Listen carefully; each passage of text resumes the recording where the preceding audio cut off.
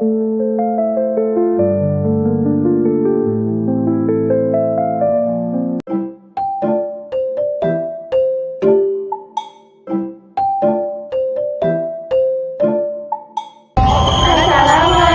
warahmatullahi wabarakatuh.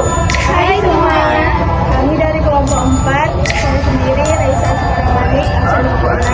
Saya Lutfi Evelia dari absen 1. Saya Syifa Rizky Fadila, absen 4. Saya Melani Sukaramani. Guys, ini kami akan menceritakan salah satu tokoh Sultan Mahmud Ar-Rasyid. Oke, di sini saya menceritakan tentang Sultan Mahmud Ar-Rasyid. Oke, Sultan Mahmud Ar-Rasyid Perkasa Alam Syah bertahta pada 1858 hingga 1873. Sultan Kesultanan Delhi yang ke-8 ini ialah putra sulung Sultan Osman Perkasa Alam Syah. Dia diangkat menjadi sultan untuk menggantikan ayahandanya. Sultan Mahmud diangkat menjadi sultan pada tahun 1858 atau pada 4 Rabiul Awal 1275 Hijriah. Keluarga Sultan Mahmud Perkasa Alam Syah memiliki 3 orang putra. Putranya bernama Tengku Mahmud Ar-Rasyid dan putri-putrinya bernama Tengku Fatimah dan Putri Zubaidah. Namun, putri-putri tersebut meninggal dalam usia muda. Saat Sultan Mahmud diangkat sebagai sultan, adindanya yaitu Tengku Sulaiman dilantik menjadi raja muda dengan gelar Raja Muda Negeri Delhi, dan Tengku Sulung Laut diberi gelar Tengku Pangeran Negeri Delhi. Sedangkan adindanya Tengku Abdul Rahman pada masa pemerintahan Sultan Mahmud Ar-Rasyid berkuasa dianugerahi gelar Tengku Temanggung Negeri Delhi dan Tengku Ja'far Al-Hajj dikaruniai gelar Pangeran Bendahara Negeri Delhi.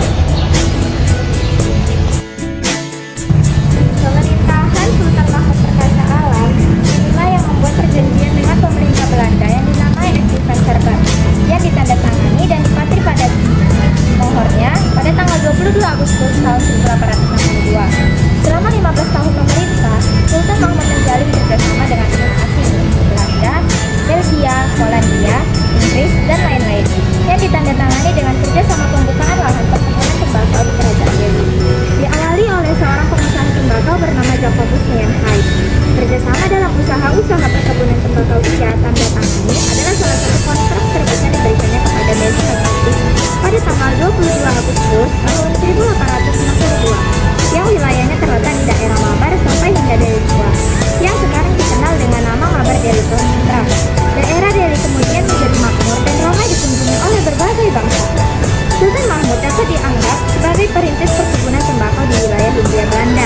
Saat ini, sebagian area dari perusahaan tersebut adalah bekas perkebunan yang dirintis pada masa Sultan Mahmud Perkasa Alam. Pada masa pemerintahan Sultan Mahmud terdapat sebuah istana yang dinamakan Istana Mata Batu, tepatnya di depan Masjid Raya Al-Osmani Labuhan Delhi.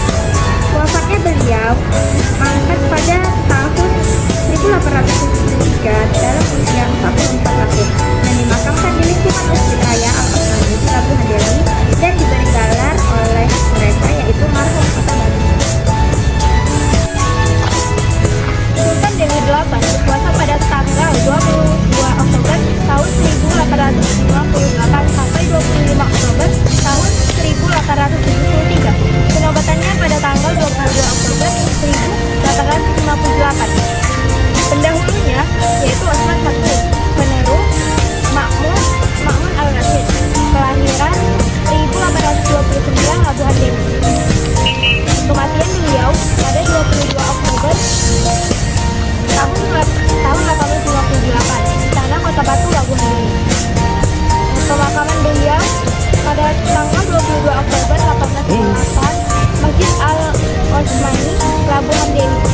Pasangan beliau Tengku Zaliha binti Maryam, keturunan Mahmud Al-Rasyid, Tengku Fatimah, Tengku Zubaidah.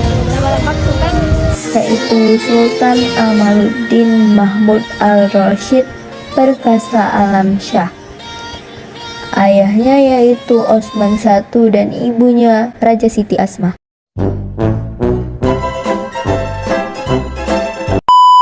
Kami dari kelompok